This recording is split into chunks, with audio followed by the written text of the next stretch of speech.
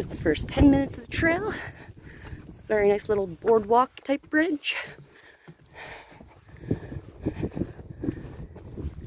Really nice.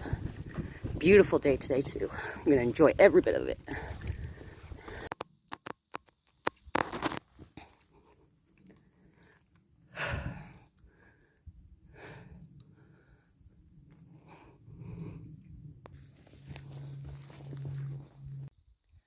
Today is pretty hot.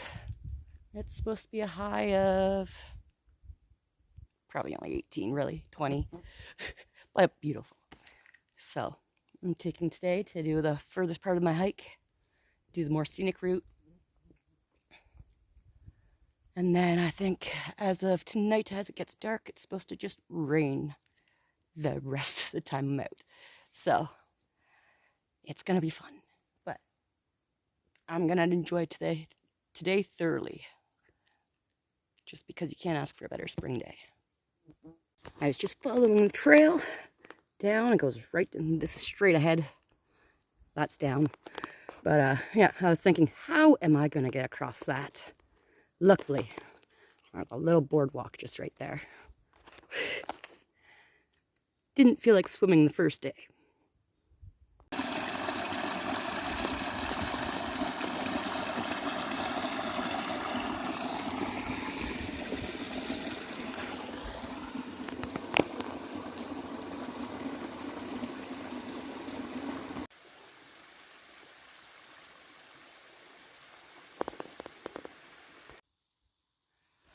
Whew.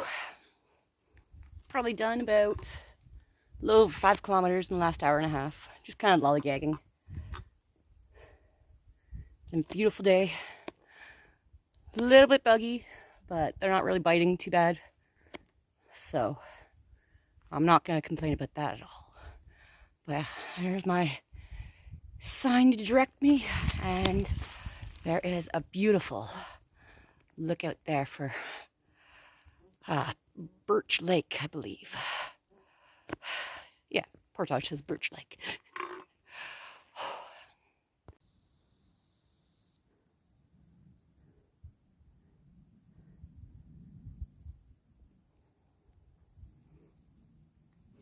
I really don't think video does this gorge any justice.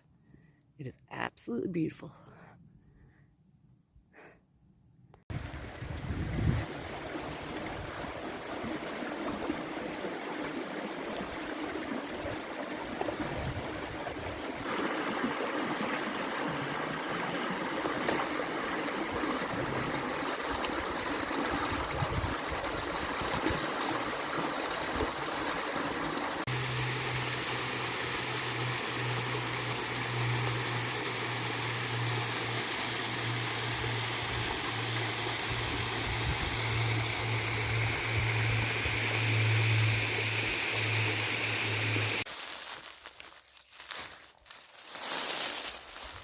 Oh, little garter. Hey, buddy. How you doing?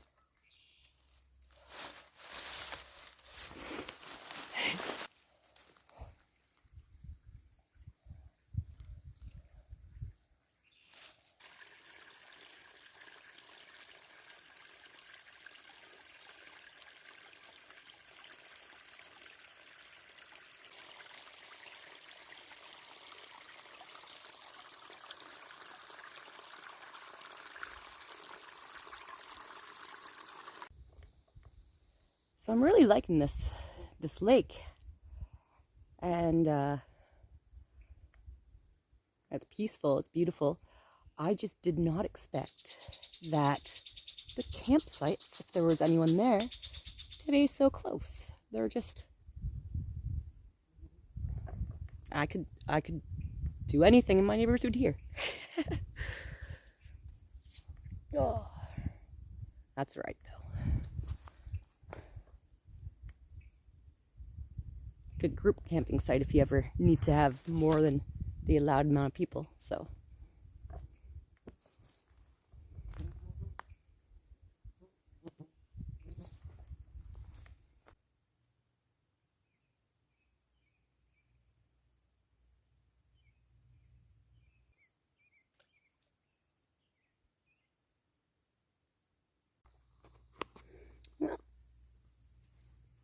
I have come in. What the heck is that? That's my necklace. I have come in from the outside world. The bugs are just dive bombing me. I can't do it. They're not necessarily biting constantly, but they're just dive bombing my eyes, my nose, my ears. Can't do it. But yeah, found a tick on me too today. It was just latched, so it would have happened during the hike here probably. Wouldn't have been on for long. But that came off easy. Thank goodness. And now I'm just gonna read and relax, see how long I can stay up to, because it's my first night away from the girls, and I think that calls for a really long sleep tonight. We'll see if that happens. Good morning, everyone.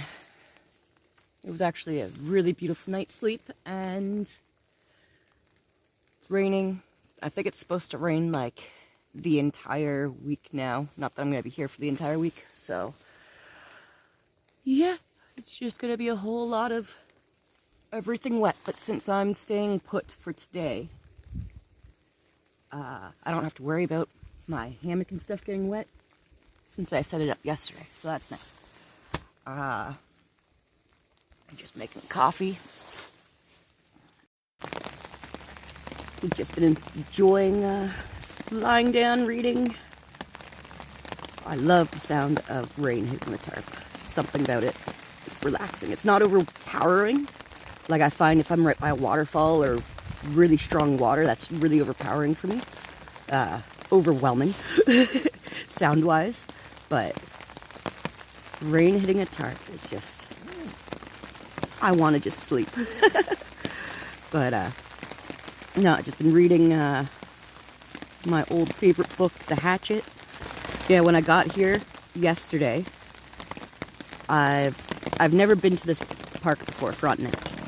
And so I wasn't sure what to expect when I got to the campsite. And usually when I get to a campsite, the first things I do is I get water. I find the thunderbox, and then from the thunderbox, I usually decide where to hang my bag around there, just because it's less used area. Easier to find trees around them, I find. But, yeah, here, there's a box for your food. So you're not supposed to hang it. So I felt so lost, like I was supposed to be doing something, but I didn't need to. Yeah, also, there's one outhouse for the 3 sites on this lake, which is fine. Thank goodness it's an outhouse and not just a thunderbox. But no, they only give you enough space to stand with your feet, so it's quite the challenge to just try and pull up your pants. There's not much room in it at all.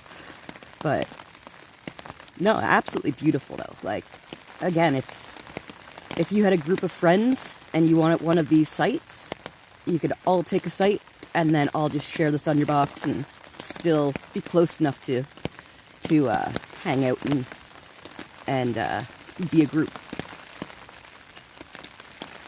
But I've been mainly exploring Kawartha Highlands, which all of the sites on every lake that I found are pretty private. Like, you're not sharing an outhouse, a thunderbox, you're not sharing anything. You usually can't even see the next campsite from where you are. They've done a really good job that way, but that's what makes exploring new parks fun. It's just always something different from what you've gotten used to. Brekkie, just hash browns, some Tex-Mex cheese, sour cream, and some fresh green onions for my garden. So I've taken a little hike from my campsite at 12A over to here, and it says it's a old homestead boarding house, and there's a steam boiler that's still there I want to check out, but I can't find the steam boiler. at the moment, but I found what looks like the start of a mine. So here's one shaft. Up top there's a bunch of cedar boards just blocking it off, but yeah, that goes way in there. And then it comes all the way down. That could possibly still go down further, I don't know, but that is so freaking cool.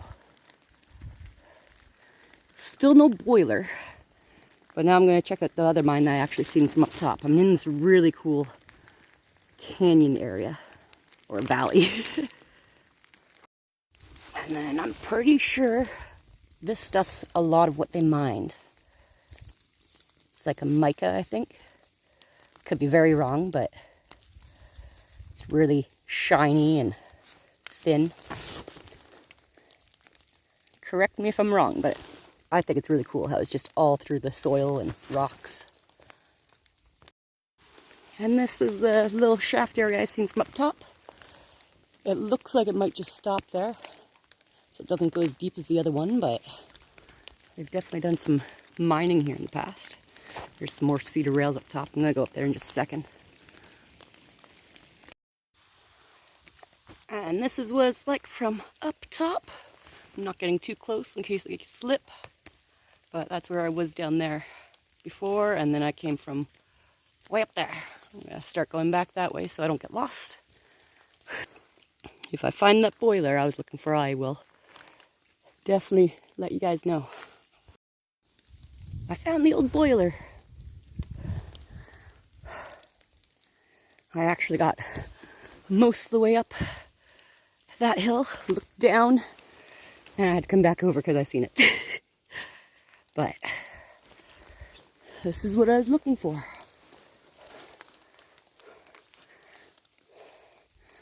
I think on the map it said this boiler was used to haul things up the hills, the pulleys and stuff.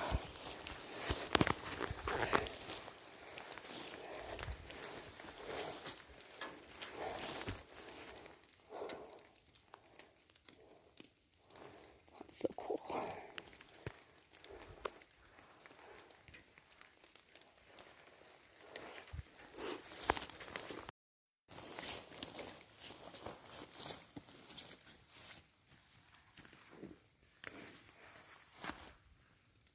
I'm not a tall person at all, so it's like 5 feet plus the stack. Oh, so it looks like just by the boiler, there could be another shaft down there. It's all fenced off and everything from up here, but that could be just because it's steep. But yeah, pretty neat. I was looking at the fence, and it reminded me of when I was about 12. I grew up in a rural area, and way back in the day, farmers used to cut these kind of fences up and bury them in the ditches. And about 12-year-old me got too close to the shoulder of the road one day and fell in the ditch, and one of these went through my hand.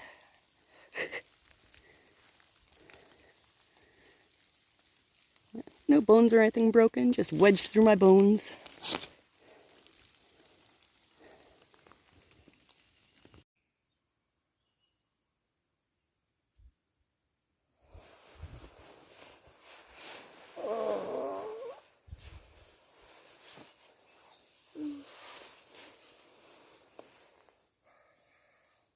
Morning. It's actually a great night. Not too chilly, the wind died right down, so that was a nice change. And I think it only spit a little bit during the night, so my goal, well, my plan today is to get packed up by late morning and make my way down to the next campsite. I'm pretty sure tonight, at some point in the afternoon, it's supposed to start raining hard. And then overnight, it's supposed to rain harder, so. And be very windy, so I want to make sure all my stuff's as set up as possible.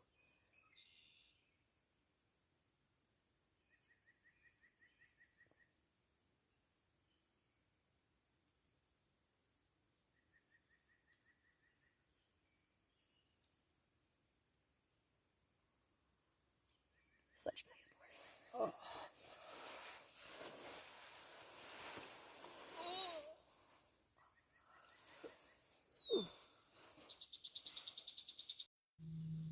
Look at this little guy.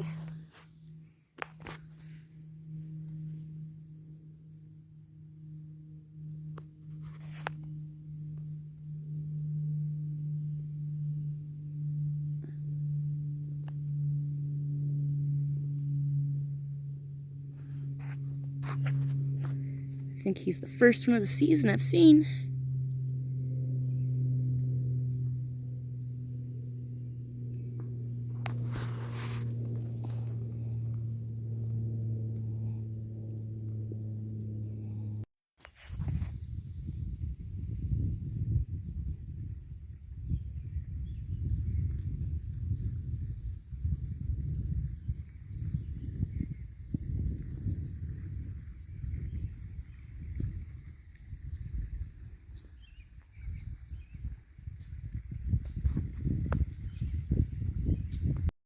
So something I found very interesting at the park here is the odd tree is covered in chicken wire. Like, I don't know. And then there's also another tree here covered in chicken wire till about, I don't know, 3.5 feet. Same with that one. Not all of them, just some. But the only theory I can say for the chicken wire is to possibly keep from the beavers eating away all the trees, because right there's a beaver chew. And there's definitely beaver dams all around here, so I don't know. If you guys know possibly why they've done that, I would very much like to know. Just finished packing up, making sure all my garbage and stuff is cleaned up. My pack's all ready. Got my rain gear and tarp on top because it's supposed to downpour at some point. The sun tried to come out a couple times, but it's just clouding over. So yeah, I'm gonna do one last look in the food box just to make sure I didn't forget anything, and I am off on, I think, 4 kilometers, so give myself an hour to 2 hours, probably 2 hours because I lollygag, look at stuff.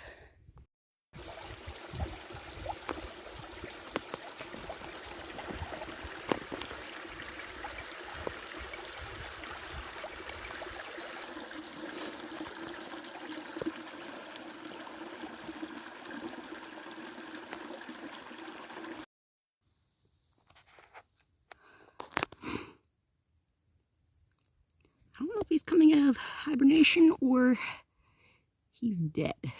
It's still moving a little bit, but there's a very nice little waterfall off in the distance going into this nice creek. It's in quite the valley, so I don't want to go all the way down, but... And then if you go to this side, where this pond is, there's a huge beaver dam on that level, which is pretty cool. And then on the lower level, there's a second beaver dam. I really wonder what would happen if that beaver dam let up. It'd be quite the flow. Here's the dam right below it. It's probably at least 6 feet high in most places. So it is quite the build from these beavers. And if you go over this side, you can see them. They've built that up a little bit.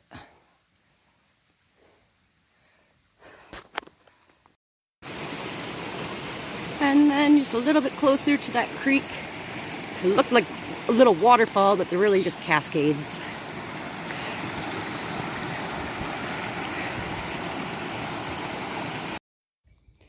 made it to my last campsite. So I doubt anyone's actually going to be here today because it's just starting to spit. It's around noon and this spot was supposed to be full today. But there is a weather advisory for tonight, this afternoon and tonight. So I gotta work on getting my hammock up, my tarp first, and then just enjoy the view, get some water, read a bit more. So these sites have some nice tent areas, but I'm gonna put my hammock down there so that I can put my tarp, direct it with the wind, so that it helps me better. But yeah, beautiful view of big salmon.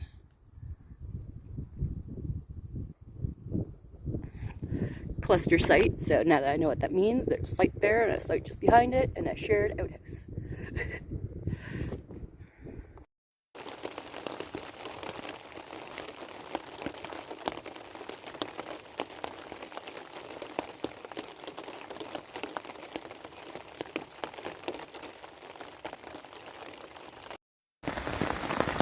Well, I've gone on to my second book, reading The Handmaid's Tale. I don't know what I got myself into with that, but it's an interesting book. Yeah.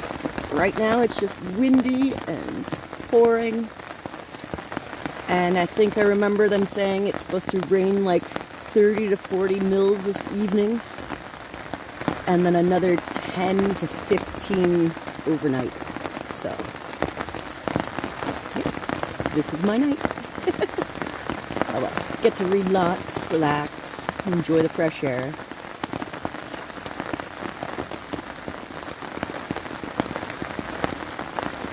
It's been relatively nice out considering it's a little windy. I got my tarp set up pretty swell. Not as good as I'd hoped, but if I need to, I can run out and redo it. Morning.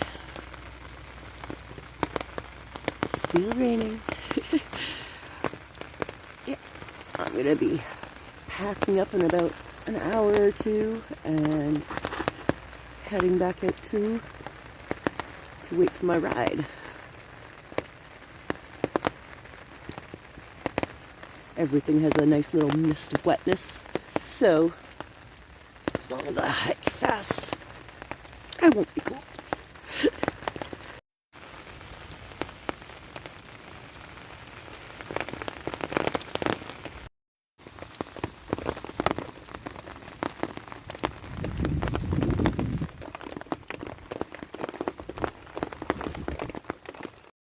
So I was just getting my shoes on, and this guy was right between them. It's a good size one. Oh, there you go. Well, I'm pretty much at my home stretch, but I have a slight problem. My water is so cold, it's giving me stomach cramps when I drink even just a tiny bit at a time. So it's making this last kilometer a little painful. If you have any suggestions to that, I'd love to hear them. But yeah, if you're still with me at this point, thanks for watching, and I'll catch you at the next one. My next one's a 6-day canoe trip. So take care, and I'll see you then.